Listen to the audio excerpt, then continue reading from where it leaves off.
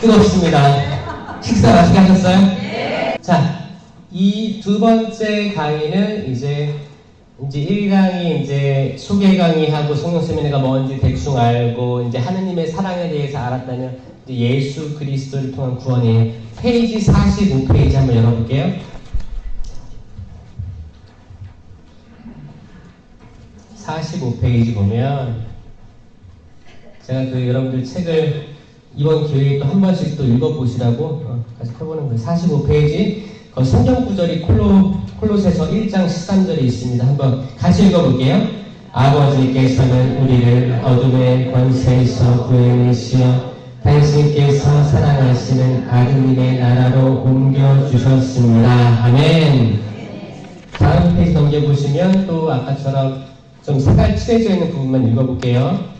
하느님을 떠난 죄와 악마의 노예가 된 세상. 그러니까 이 세상에 대해서 이야기하고요. 그 다음에 다음 페이지 49페이지 보면 악의 세력에서 우리를 구하시는 예수님이라고 나옵니다. 자, 이제 책을 내려놓으시고요. 요거를 다 제가 많이 읽었다니까요. 이거를 다 이제 함축하고 또 어떻게 하면 좀 재미있을까 이런 것도 고민을 많이 했다니까요. 그렇죠? 예수님 한번 생각해 보자고요.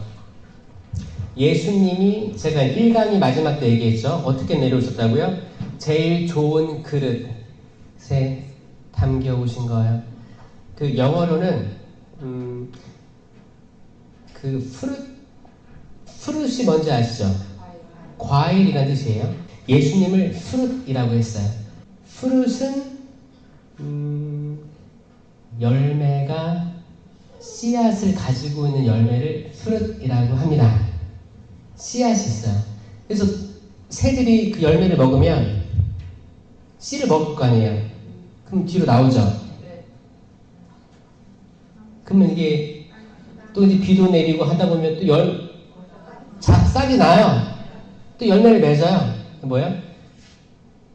프룻의 존재 의미는 또 다른 열매를 맺기 위한 거예요. 자, 성모님께서 프룻을 가지셨어요. 어떻게? 그분께서는 은총이 가득하셨기 때문에, 성령이 가득하셨기 때문에 예수님을 잉태하셨어요. 예수님이 나오셨어요. 그 세상에 또 열매를 맺었어요. 그 열매를 받아먹은 이들이 인간이에요. 그 말씀이 씨앗이에요. 씨앗은 곧 말씀이에요. 아까 제가 처음에 말한 듯이 마음밭, 우리 마음밭이라고 했죠? 다 씨들이 심겼어요. 이제 우리가 돌밭은 돌을 골라내고 가시덤불이면 가시덤불 쳐내고 이제 열릴 거예요. 자랄 거예요. 그럼 우리도 열매 맺는 삶으로 나아가는 게 궁극적인 우리의 창조된 이유입니다. 이거예요. 그런데 기존까지 우리는 왜 열매 맺는 삶을 못 살았는가? 이걸 봤을 때 이게 첫 번째, 예수 그리스도를 인식하지 못했기 때문이에요.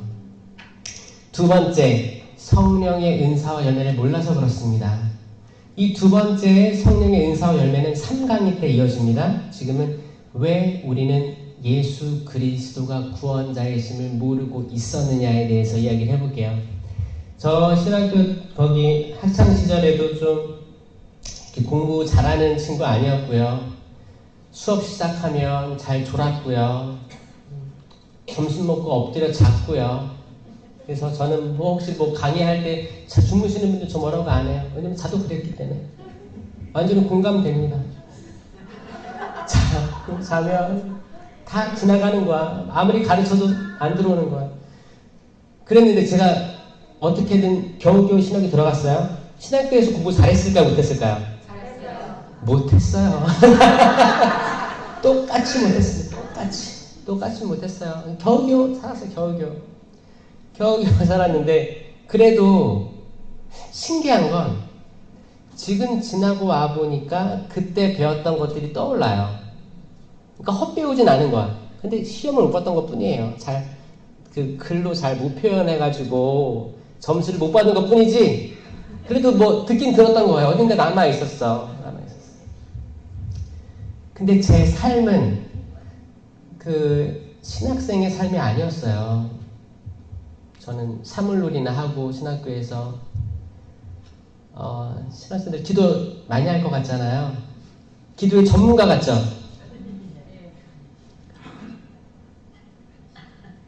저는 기도를 다 솔직한 거예요. 저는 솔직해요. 저를 포장하고 싶지 않습니다. 왜냐면은 전 주님 앞에 다 드러나 있기 때문에 주님께서 다 아시는데 제가 포장해봤자 뭐합니까? 저는 예를 들어서 정말 그 인천신학교 거기 한가운데 대성당이 엄청 커요. 그 문이 항상 열려있단 말이에요. 거기를 수백 번 지나다녀요. 왜냐면 그 학사동이라고 해서 공부하는 교실이 따로 있어요. 바깥에. 그럼 거기 이제 기숙사에서부터 거기 계속 왔다 갔다 하는 거지. 가방 좀 맨날 다니면서 수업 듣기 전에 성체조배를 잠깐 하고 수업을 들어갈까요? 그냥 들어갈까요? 저는 그냥 들어갔어요. 전 돌이켜봤을 때 그러니까 제가 성령 체험하기 전에는 제 삶은 그냥 지나다녔어요. 송모님상이 저기 송모당 가운데 딱 있습니다. 거기 지나다닐 때 우리는 송모님상 있으면 이렇게 멈춰서 인사하죠? 신학생들도 하죠? 저도 했어요. 근데 평상시 하다가 제가 언제는 혼자 산책을 할 일이 있었어요. 혼자 걸어가는 거야. 송모님상 여기 있어. 저 멀리. 지나가다가 어떻게 해요? 이랬던 적이 있을까 없을까요? 그러니까 아무도 없으니까. 아무도 날 보는 사람이 없어. 그러니까 내가 평상시에는 이렇게 하고 했는데 다 있을 때는 그냥 지나가기도 하고 그래서 제 믿음이 뭔가를 많이 고민했어요. 그러니까 약간 제가 알고 있는 거랑 제 행실이 다른 거를 제가 느끼기 때문에 나 기도하는 사람 맞나? 그리고 이제 뭐 고해성사를 갔어. 묵주기도 5단 하래요. 5단. 근데 성사를 보러 들어갈 때의 절박함과 나올 때 그 개운함은 달라요. 화장실 들어갈 때 기분 별로 안 좋잖아요. 나올 때 기분 좋잖아요. 고해성사 보고 묵주기도 5단 받았어. 근데 묵주기도 5단은 언제 해요? 바로 여러분들 하세요? 네. 저는 미루다가 자기 전에 묵주를 잡았어. 그냥 일단이 채 끝나기도 전에 잠들었어요. 그럼 이거 다 이루어진 거예요? 저는 아기 때 그런 말 들었거든요. 묵주기도 하다 잠들면 누가 해준다고요? 근데 생각해보니까 전 성모님이 기도할 시간 없을 것 같아. 성모님 지금도 매듭 풀고 계시는 거 알아요? 네. 내가 죄를 졌고 내가 보속을 받으면 나의 벌이 생긴 거예요. 죄하고 벌이 있어요. 벌이 받은 거예요. 그럼 이 벌을 다 맞춰야지 내 죄와 벌은 없어지는 거예요. 근데 나는 1단밖에 안 했어요. 그럼 나머지 4단은 어디 있는 거예요? 남아있어요. 남아있어요. 이걸 잠벌이라고 합니다. 잠벌, 잠시의 벌이에요. 이 잠벌이 없애주는 걸 뭐라고 해요? 전대사라고 하는 거예요. 그래서 전대사 받으라고 하는 거예요. 근데 또 받으면 나를 위해 쓰지 말고 좀 양도하라 이렇게 얘기하는 거예요. 죄와 벌이 있고 저는 그 벌을 다 성실히 수행하지 않았어요. 제 자유의지로 기쁘게 용서 받았으니까 벌까지 수행하겠다 열심히 기도하지 않았어요. 신학생인데 그리고 신학 열심히 공부하고 열심히 했겠어요. 딴짓하면서 또 하는 척하고 또 시험 보고 겨우겨우 넘어가고 방학 나오면 방학이 되면 본당에서 학사님 나왔다고 막 박수 쳐요. 그럼 이제 캠프 준비해가지고 여름 캠프 이제 애들 데리고 이제 교리교사들하고 데려가잖아요. 그래서 놀고 오는 거지. 같이 놀고 돌아와서 또 여름 캠프 가면 뭐 하는지 알아요? 옛날에는 여름 캠프 가면 귀신놀이 했어요. 아니 천주교 여름 캠프 가가지고 귀신놀이를 왜 해요? 그러니까 뭐야, 교리교사들이 좀 재밌게 하려고 애들 좀 더우니까 뭐 남양 특집 해가지고 소복 입고 짠 나타나고 밤에 이게 뭐예요? 하여튼 그 여름 신앙학교도 많이 변질됐던 때였어요. 지금은 하는지 모르겠어요, 저는. 근데 예전에 그랬었어. 그렇게 같이 저도 덩달아서 어떻게 놀래줄까 엎드려 있다가 지나가는 애기 발목을 잡는 거야. 이거 왜 이런 걸? 그러면 놀래잖아요. 그렇게 놀래키고 물놀이 하고 이런 게 캠프였던 시절이 있었어요. 저는 예수님에 대해서 잘 몰랐어요. 그냥 성당에 가만히 앉아있고 그럴듯하게 있으면 좀 눈 감고 있고 묵상하는 척하면 예수님과 친해 보였지만 제 속마음은 예수님과 멀어져 있었어요. 성체를 모시잖아요. 성체를 모셔도 무슨 맛이에요, 성체가? 아무 맛도 안 나죠? 그 성체를 모시면 그냥 약간 뭐지? 무슨 느낌이지? 그냥 뭐 했다, 오늘 할 거 했다, 오늘 미사 참석했다, 미사 영성체 1회 했다, 이런 느낌이었지. 그 성체를 내가 모심으로써 내가 그리스도와 일치된다는 경험을 별로 못했어요. 그래서 뭘까라는 궁금증은 많았습니다. 왜 수녀님들이 쭉 앉아가지고 성체 현시된 성광을 보면서 때론 큰 절도 올리고 무릎도 꿇어서 기도도 하고 이런 모습들이 저게 진심일까? 아니면 기도하는 척 하는 걸까? 되게 저는 의심이 많았어요. 뭔지 몰랐어요. 왜 그랬냐면 사실 제가 저 어렸을 때부터 복사도 많이 했습니다. 이 제대를 바라보고 신부님이 되면 이런 것도 할 수 있고 약간 아기자기 하잖아요. 성작도 옮겨놓고 뭐하고 이렇게 소꿉놀이 하는 것 같은 느낌이 있어요. 저는 복사만 할 때 재밌겠다 이런 게, 그리고 옷도 이렇게 차려입고 그런 거 있었는데 이제 나중에 제가 그 성소를 받은 걸 가만히 생각해 보면 저는 좋은 마음에서 신부님이 되고 싶은 마음이 생긴 게 아니었어요. 그냥 저희 아버지는 성령세신 봉사에 오래 하셨습니다. 그래서 말씀 강사하기도 하셨고 회상도 많이 하셨어요. 저는 그때 이제 고등학교 1학년이었어요. 네, 그때 한번 아버지가 굉장히 이제 다부주시고 좀 강한 면이 있으시고, 저 아버지는 최고인 줄 알았어요. 아버지 정말 짱, 힘도 세시고 막 그랬어요. 근데 그분이 이렇게 낙엽 떨어진 것처럼 누워 계신 거예요. 집에 식사도 다 고기도 다 끊으시고 그래가지고 링게리를 맡고 있는 거예요 거기에. 그래서 학교 갔다 왔는데 이게 무슨 일인가 봤더니 아버지가 성당에서 봉사하다가 본당 신부님으로부터 공개적으로 모욕적인 말을 들으시고 이렇게 힘든 시간이었더라고요. 근데 그때가 그때였거든요. 가톨릭에서 이제 성령의 세미나, 치유 막 이런 거에 좀 치중되어 있는 것 같아가지고 좀 이렇게 잡을 때였거든요. 90년대 말 그때. 근데 저는 그걸 보고 어떤 생각이 들었는지 알아요? 저는 성령의 은사 그런 거 필요 없었어요.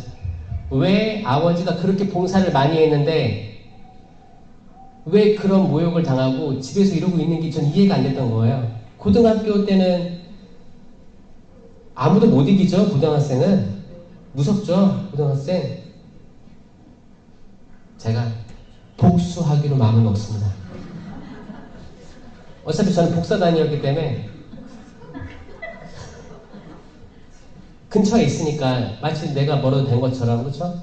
근데 잘 생각해보니까 급이 안 맞는 거야. 복사하고 신부님하고 싸우면 안 되잖아요. 내 신부님 돼야겠다. 그래서 대등한 상태에서 싸워야겠다. 이 생각을 처음 그 생각을 한 거예요. 아버지 이렇게 누워있는 모습 보고. 그러니까 이게 신부님이 돼서 세상 사람들을 안아주고 품어주고 용서를 가르쳐주고 그런 성소를 받은 게 아니라 뭐예요? 동급이 돼서 복수해야겠다 이 생각으로 약간 됐기 때문에 제가 신학교에서 공부를 잘했겠어요? 별로 내가 하고 정확한 목적을 가지고 들어온 게 아니었기 때문에 그냥 그렇게 살아갔던 것 같아요. 그랬다가 저를 정말 제 정신을 확 바꿔놨던 게 성령 세미나가 있었거든요. 기적적으로 신학교에서 성령 세미나가 시작됐습니다. 대학원 1학년 때 성령 세미나가 있었고 전 그때 싹 바뀌었어요. 체험한 거예요. 체험을 했는데 가장 중요한 체험이 뭐였냐? 이 성체가 살아있는 예수님의 몸과 피, 영혼과 신성임을 깨달았어요. 그래서 그 세미나 중간에 똑같이 이런 교육이 있었고, 교육도 저도 뭐 졸고 그랬어요. 졸고 무슨 말이야 손들면 손들고 박수도 치고 율동도 하고 그랬습니다. 이렇게 한 다음에 이제 고해성사를 총고해를 보고 뭐 눈물도 흘리고 그러고 있다가 안수를 받았는데, 안수 받고 전 쓰러졌어요. 쓰러져서 딱 블랙아웃이죠. 딱 그 순간 기억이 없는 거예요. 순간 기억이 없고 번쩍 그랬어요. 번쩍 빛을 봤어요. 그 빛을 저는 처음 느껴본 천지창조의 그 빛이었어요. 그건. 그러면서 제가 지나왔던 모든 시간들이 추르륵 지나갔어요. 그 순식간에 그 모든 장면들이 막 스쳐 지나가면서 제 삶을 이해할 수 있게 됐어요. 이해할 수 있게 됐고, 눈을 떠보니까 심령기도 중이었고, 이제 이상한 언어가 기도가 나오고 있었고, 저는 이제 뭐 눈물 범벅, 콧물 범벅 그러고 있었는데 저는 완전히 무너진 거죠. 보세요. 제 주변에 다 신학생들, 정규생이 다 있는데 제가 막 눈물, 콧물 이렇게 흘리고 있는 거 보면 이렇게 부끄러워요? 안 부끄러워요? 일반적이면 부끄러웠겠지. 근데 그때는 부끄럽지 않았어요. 아, 이게 인간의 모습이구나. 우리가 경직되게 살고 뭔가 차려입고 유니폼을 입고 그럴듯하게 있으면 다 그럴듯해 보여요. 근데 속만 조금만 들여다봐도 그 사람 모든 것들은 다 드러나게 되어 있습니다. 하느님 앞에서 감추어진 게 없거든요. 이거 다 드러나니까 아, 나라는 존재가 이거구나. 인간이 이렇구나. 인간의 나약함, 참혹함, 한계성을 본 거예요. 그러니까 난 누가 필요해? 구원자가 필요합니다. 구원자가 필요합니다. 제가 쌓여있는 것들을 평상시에는 남에게 막 투영했어요. 내가 내 스스로에 대한 성격이나 내가 가지지 못한 거에 대해서 내가 억하심정이 있어가지고 내가 화나는 게 있었는데, 이거를 저는 동료, 신학생, 부모님에게 풀곤 했어요. 짜증나는 거야, 그냥 다. 짜증나고 불쾌하고. 근데 이제 대상이 바뀌었어요. 아, 예수님이 하느님이구나. 하느님은 보이지 않는데 지금 보이는 예수님이 세상에 왔다 가셨구나. 이분에게 다 투영해야겠다. 내가 가지고 있는 모든 근심, 걱정, 분노, 내가 가지고 모든 감정들, 슬픔, 기쁨, 모든 것들을 이분이 책임져 주시는구나. 이분이구나. 내가 남들한테 그렇게 해서 상처 주기보다 나의 마음을 다 아시는 분이 생겼구나. 드디어 그분께서 예수 그리스도이구나. 그리고 그분이, 내가 그분을 찾아간다고 생각했었는데 그게 아니고 그분은 항상 나에게 오셨구나. 성체로 오셨구나. 항상 나는 오셨는데 나는 그냥 모시고 딴 생각하니까 그분이 오실 줄 몰랐던 거예요. 성체를 인식하지 못하니까 성체에 대한 신심도 안 생기고, 약간 그 뭐 어디 가서 그냥 뭐 주는 거 얻어먹고 오는 것처럼 습관적인 신앙생활을 했던 거예요. 신학생임에도 불구하고.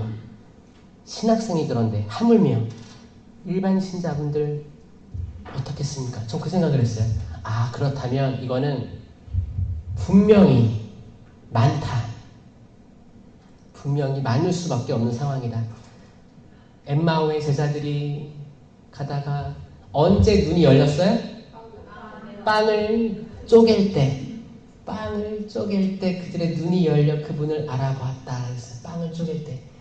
그때부터 저는 미사 때마다 신부님이 빵을 쪼갤 때를 집중합니다. 왜냐면 미사할 때 평상시에 우리가 딴 생각할 때가 있어요. 너무 바쁜 일이 있고 만약에 이제 중간고사, 기말고사 준비해야 되는데 미사 하면 안 들어와요. 아, 시험 때 뭐 써야 되지? 어젯밤에 공부도 못했는데 공부도 못하는데 시험 잘 보면 뭐 해요? 그쵸? 근데 그 걱정하고 있는 거야. 미사 때 집중하지 못하고 분심거리 가득하고 그럴 때 마지막 힌트는 뭐냐? 빵을 쪼갤 때예요. 빵을 쪼갤 때 그 소리를 들으시려고 노력하세요. 그러면 뜨뜨득 작은 미세한 소리 들립니다. 그때가 마지막 기회예요. 눈이 열린. 계속 딴청하고 있었다면 정신 차리고 집중하자. 빵을 쪼갤 때 그분을 보세요. 성전 휘장이 갈라질 때 그분의 옆구리에서 물과 피가 흘러나올 때를 상상하셔야 돼요. 그리고 하느님의 외아들 예수 그리스도께서 나 때문에 돌아가셨다. 나는 길이요 진리요 생명이다. 누구든지 나를 먹는 이는 나는 생명의 빵이다. 나를 먹어야 영원한 생명을 얻는다. 그래 그거 그리고 이제 그리스도의 몸 하면 그 집중하면서 아멘. 어차피 이 속에서 예수님이 보이지 않습니다. 이건 실체 변화된 빵이기 때문에 보이지가 않아요. 실체 변화가 뭐냐면 transubstantiation이라는 긴 단어입니다. 긴 단어예요. 이거를 쉽게 이해하려면 이 반대말을 이해해야지 잘 이해됩니다. 반대말은 transfiguration이에요. 거룩한 변모를 transfiguration이라고 해요. trans 바꾸다, figuration 하면 figure 겉모습. 그러니까 거룩한 변모 완전 바뀌었죠? 겉모습이 거기 아주 하얗게 어떤 마정장이도 바꿀 수 없을 거 하얗게 바뀌었잖아요. 거룩한 변모라고 해요. transfiguration. 여기 반대는 transubstantiation. trans 바꾸다, sub 하면 subway 아시죠? subway. subway가 뭐예요? 그 빵 만드는 데가 아니고 subway 하면 지하철. 그렇죠? 지하철은 밑에서 다니죠? 서브 하면 밑이에요. 밑. 아주 밑에 있는 그 숨겨진 그게 바뀐다라는 게 실체 변화예요. 그러니까 겉모습은 똑같아요. 성체, 제병의 맛과 향과 색깔 보이는 게 다 똑같아요. 근데 그 안에가 완전 바뀐 거예요. 이거를 신학적으로 배운 걸 이해하게 되고 깨닫게 됐어요. 눈에 보이는 건 똑같은데 이 안에 정말 살아계신 예수 그리스도의 몸과 피, 영혼과 신성이 존재하시고 내가 이분께 간다고 생각했는데 이분이 항상 나에게 오시는 분이구나. 아멘 하고 모셨어요. 모시니까 내가 충만해지는 거예요. 충만해지고 이분이 어떤 분이냐? 나는 길이요 진리요 생명이다. 이 말처럼 생명 그 자체구나를 깨달았습니다.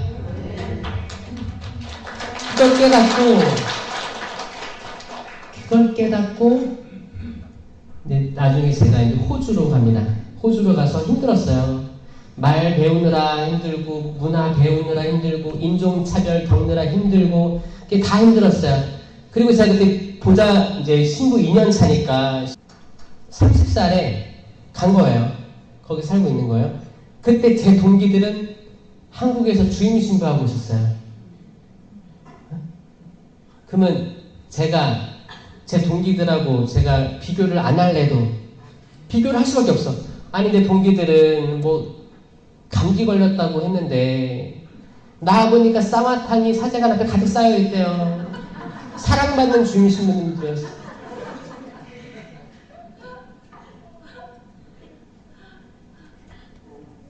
근데 나는 여기서 보좌신부, 해외에서 보좌신부 하는데 영어 발음이 그게 뭐냐 맨날 지적질 당하고 막 하니까 이제 제가 이제 뭐 말은 해야 마시고 고기는 뭐 해야 씹어야 마시잖아요.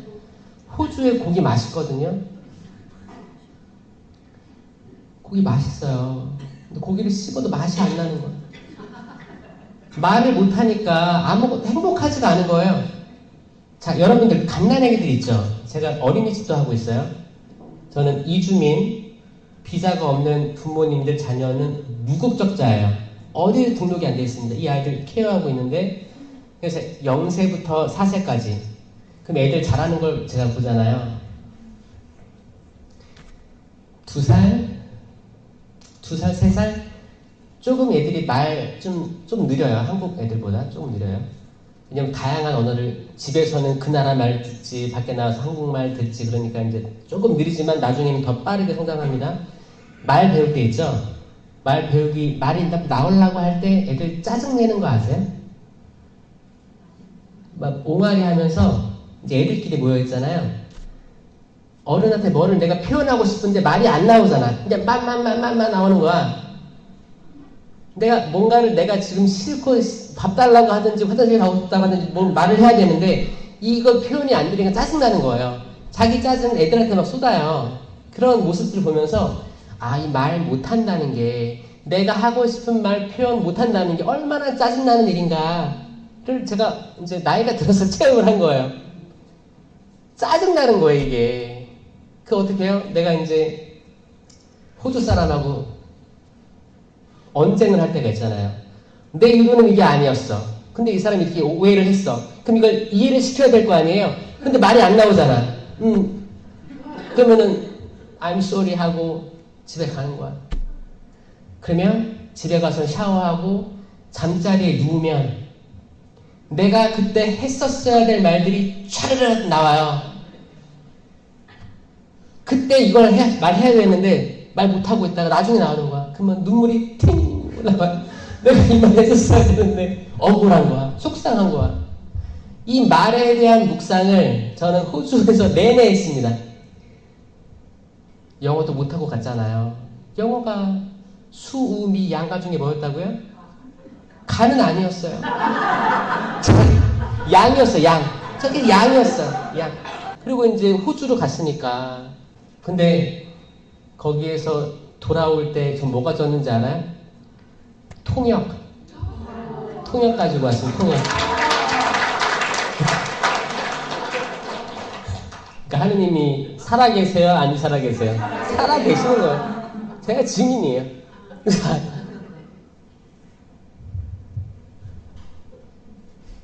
언어, 말은 해야 됩니다. 말해야 돼요. 그 말을 못했던 삶 속에서 성당의 성체조배를 자기 자유의지로 한 거죠. 어두운데 스테인드 글라스 햇빛 들어올 때 멍하니 앉아있는데 이 십자가를 바라보는데 십자가에 마치 해가 이렇게 스테인드 글라스에 비쳐가지고 빛이 들어왔는데 여기 십자가 예수님 머리 쪽에 몸통 쪽에 원이 모여있는 거예요. 빛이. 저걸 보고 그렇게 이렇게 멍하니 보고 있었지. 근데 그게 열매로 보였습니다. 열매로 보이기 시작하고 그때 딱 느꼈어요. 열매? 십자가? 이게 뭐지? 라는 생각에 제가 언젠가 읽은 게 있거든. 성경을 찾기 시작했어요. 창세기부터 신명기, 그리고 연관성들 찾고 묵시록까지 영어 성경으로 공부하기 시작했어요. 근데 거기에 굉장히 특이한 게 느껴졌어요. 뭐냐? Tree of Life가 계속 보이는 거예요. Tree of Life. Tree는 나무죠. Life는 뭐예요? 생명이에요. 생명나무란 단어가 오는 거예요. 그래서 이걸 검색해봤어요. 한국말로. 성경책에 생명나무가 있는지. 있었어요. 근데 희한하게도 저는 창세기를 그렇게 많이 읽었는데 생명나무가 눈에 안 들어왔거든요. 그냥 선악과 나무 열매 먹고 아담과 하와가 추방됐다는 것만 알고 있었지. 그리고 하느님께서 가죽 옷을 덮어주시면서 이렇게 뭐 보호해 주셨다는 거 알고 있었지. 저는 생명나무가 눈에 안 들어왔었어요. 마치 영성체를 아무리 해도 영성체에 예수님이 못 봤던 것처럼 생명나무를 못 봤습니다. 여러분, 성경 창세기 2장 이제 아담과 하와 이야기 나오고 3장에서 끝나요. 하느님이 이들을 추방한 이유를 얘기하십니다. 이들이 다시 돌아와 생명나무 열매를 먹게 해서는 안 되지. 라고 하시면서 내보내는 거예요. 전 이거를 그냥 등한시 했었어요, 옛날에는. 그러다가 요한묵시록을 읽는데 생명나무가 한 4-5번 나와요. 뭐지? 자세히 읽어봤어요.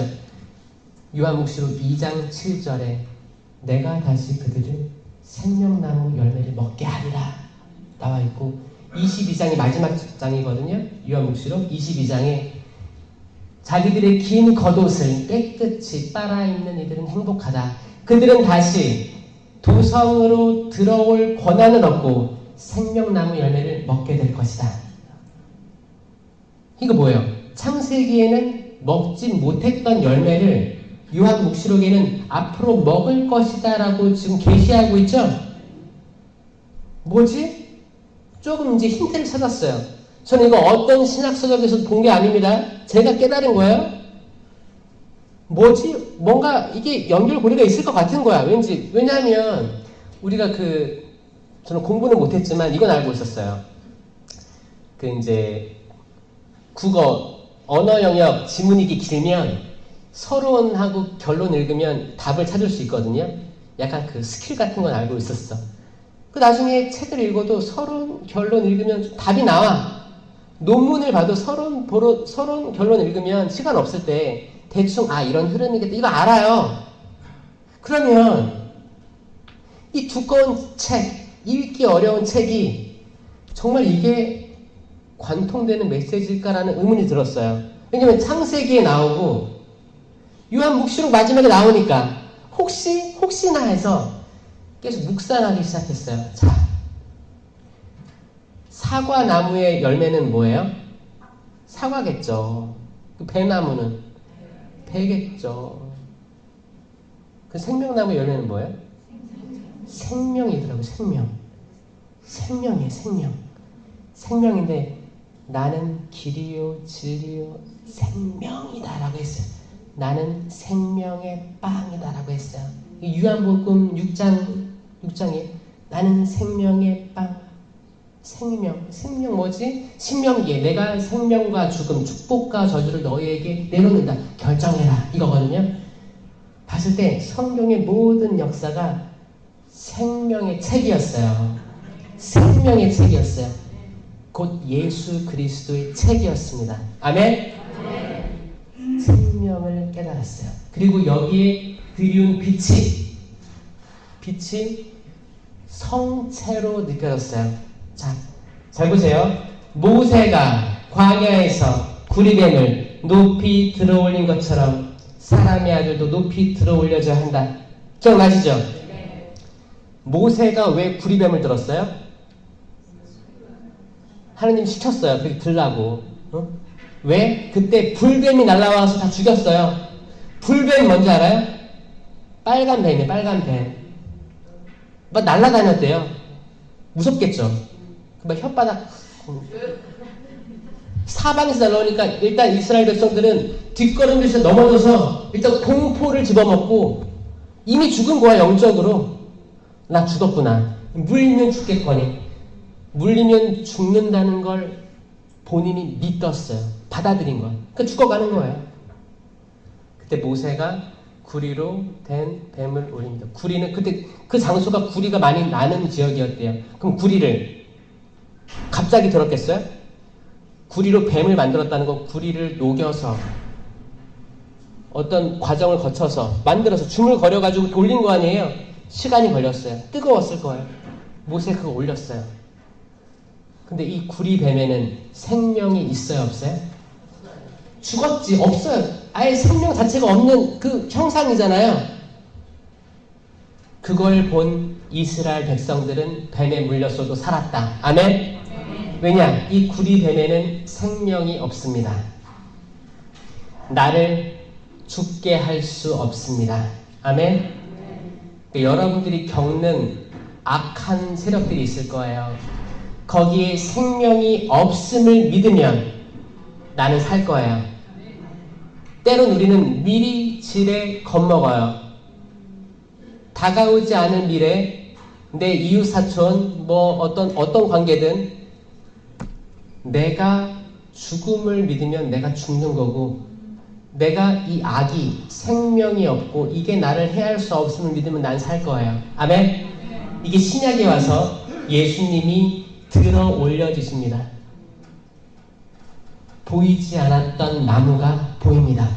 옛날에는 나무라는 단어하고 십자가라는 단어가 동의어였어요. 같은 말이었어요.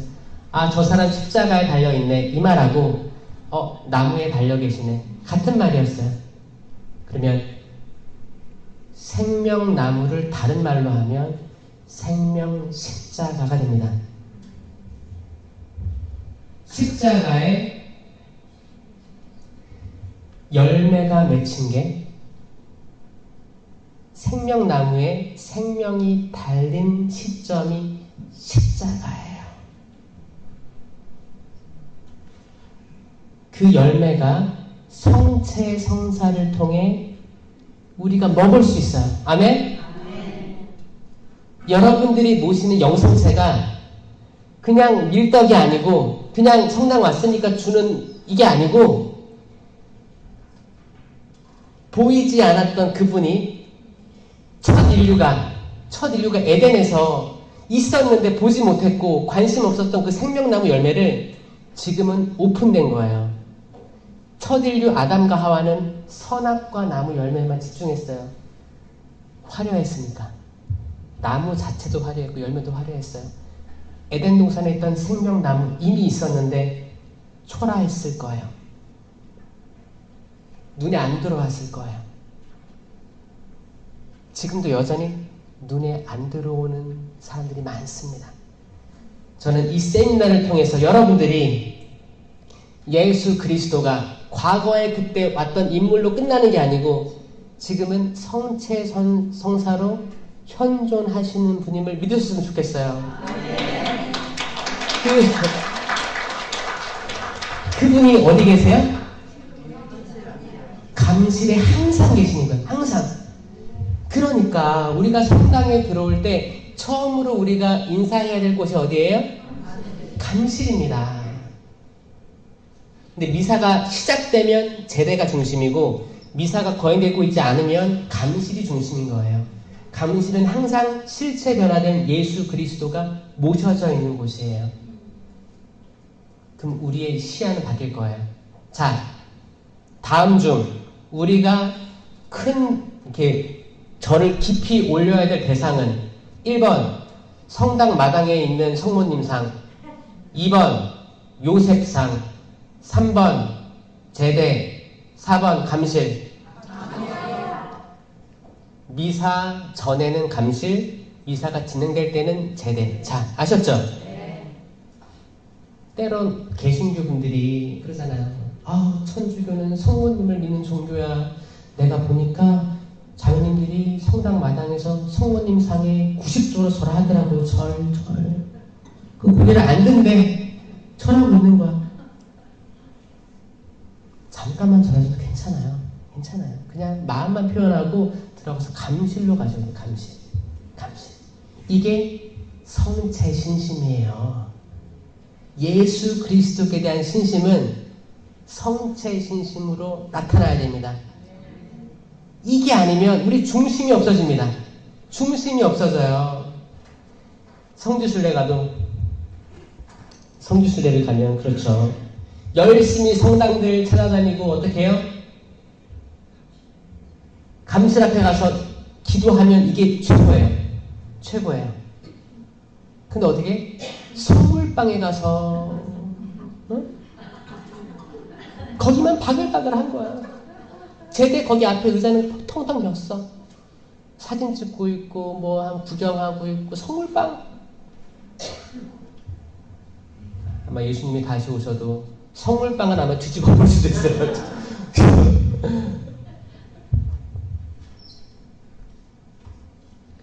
예수 그리스도께서 세상에 오셔서 많은 기적들을 하셨는데 그 중에 한 가지 특이한 점이 첫 기적이에요. 첫 기적. 네, 요한복음 2장의 카나의 혼인잔치 기억하시죠? 그 기적이 굉장히 인상 깊은데, 왜냐하면 아직 때가 안 됐습니다, 어머니. 근데 기적을 했어요, 안 했어요? 했잖아. 왜 했을까요? 엄마가 시켜서. 엄마가 시켜서. 그래서 그렇게 어머니에 대한 힘이 있는 것 같아요. 그렇죠? 엄마가 시키면 다들 하시죠? 예수님도 완전한 하느님이지만 완전한 사람이셨거든요. 그 완전한 인성으로 어머니 말을 거절할 수 없었던 거예요. 우리 사람 살아가는 순리 같아요. 잘 보세요. 그때 두세 동이들이 돌 항아리가 몇 개 있었어요? 6개 있었습니다. 6이라는 숫자는 좋은 숫자일까요? 나쁜 숫자일까요? 성경에서 좋은 숫자들이 있어요. 1은 좋은 숫자예요. 왜냐하면 유일신 하느님. 또 2는 좋은 숫자일까요? 언급이 안 되죠, 아예. 3이 있죠, 3. 3이 어디서 나와요? 삼위일체도 있고, 네, 3일 만에 부활도 하시고, 그쵸. 요나도 고래 뱃속에 3일 동안 있었고. 자, 그러면은, 그 사자는 좋아요? 딱 보기에도 안 좋아 보여요? 그 다음에 7이죠, 7. 7이 좋은 숫자죠. 왜요? 그 창조가 7일 만에 이루어졌고, 또 칠성사도 있고, 그쵸? 칠성사. 또 뭐가 있을까요? 7. 그 정도, 아니면 뭐, 그랬잖아요. 요셉이 꿈을 해몽할 때 7년 풍년이 될 겁니다. 7년. 이때가 준비해야 될 시기입니다. 곡식을 모아놔야 7년 흉년 될 때 막을 수 있습니다. 7은 완전한 숫자였어요. 그 다음에 이제 뭐 10이 있을 수도 있고, 그 다음에 12가 있을 수 있고, 그렇죠? 그런 게 있죠. 좀 있죠. 6개는 7에서 하나가 빠진 숫자잖아요. 그러니까 불완전한 숫자예요. 응? 그럼 제가 아까 마리아가 뭐라고 했어요, 영어로? 다른 표현으로 뭐라고 했어요? 베슬. 기억나세요? 베슬? 배, 그릇, 접시. 기억나세요? 7번째 동항아리가 마리아라면, 자, 불완전한 준비에서 마리아가 있음으로 해서 완전한 그릇들이 된 거예요. 그러니까 마리아를 항상 그릇으로 이해하시면 많은 것들이, 의문들이 풀리기 시작합니다. 이걸 잘 표현한 게 제주도에 세미 은총의 동산이라는 데가 있어요. 거기 이제 그 약간 실사화해서 표현한 작품들이 있거든요. 거기 돌 항아리가 이렇게 6개 있고 마리아가 옆에 딱 있습니다. 아마 이걸 아는 작가가 만든 걸 거예요. 그러니까 거기는 기적이 이루어질 수밖에 없습니다. 아멘? 성모님이 계시면 이루어질 수밖에 없어요. 자, 여러분, 우리 삶이 때론 술이 떨어진 상황일 수도 있어요. 술이 좀 있어야 즐겁죠? 여기 지역 술은 뭐예요? 막걸리 유명해요? 소주? 맥주? 여기 주종이 뭐예요, 여러분들은? 다? 없어서 못 먹어요? 술은 바오로 사도도 건강을 위해서 좀 포도주 드십시오 했어요. 그리고 예수님 첫 기적이 물을 술로 만든 기적이었어요. 술이 완전 나쁜 건 아닙니다. 적당한 건 좋은 거예요. 근데 이게 술독에 빠져 있으면 안 좋은 거죠. 여기 그런 분들 안 계시죠? 멋쩍게 웃으면 오늘 한 잔 해야겠다 이런. 적당한 건 좋은 거예요. 자, 그 기쁨이 없던 곳에 물을 술로 바꿔준 이 기적은 앞으로 혼인잔치 때, 하늘나라 천상 혼인잔치 때 어떻게 바뀔지를 미리 얘기해 준 거예요. 자, 지금 마찬가지. 지금도, 오늘도 우리가 때론 기운도 없고, 몸도 예전 같지 않고, 자식들도 예전처럼 말도 듣는 것도 아니고 각자 사는 것 같고, 인생에 낙이 없다.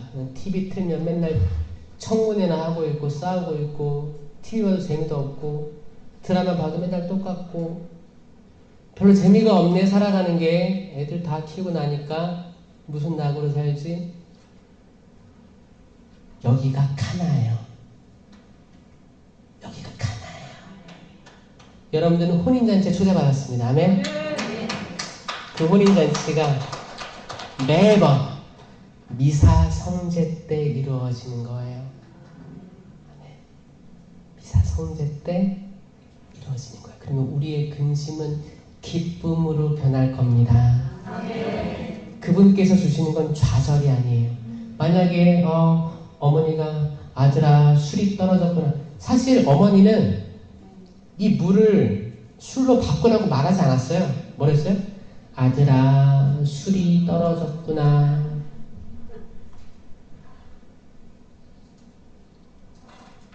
여기서 배울 수 있는 지혜는 뭐예요? 여러분 자녀들에게 얘기하실 때 뭐 사달라고 하지 마세요. 그냥 그래요. 아들아 장롱에 옷이 없구나. 딸아 나 지금 나가야 되는데 들고 갈 가방이 없구나. 그냥 없다고만 하세요. 알아들을 거예요. 알아들을 거예요. 근데 이거 사와 하면 일단 싫어요. 근데 없다고 하세요. 없다고.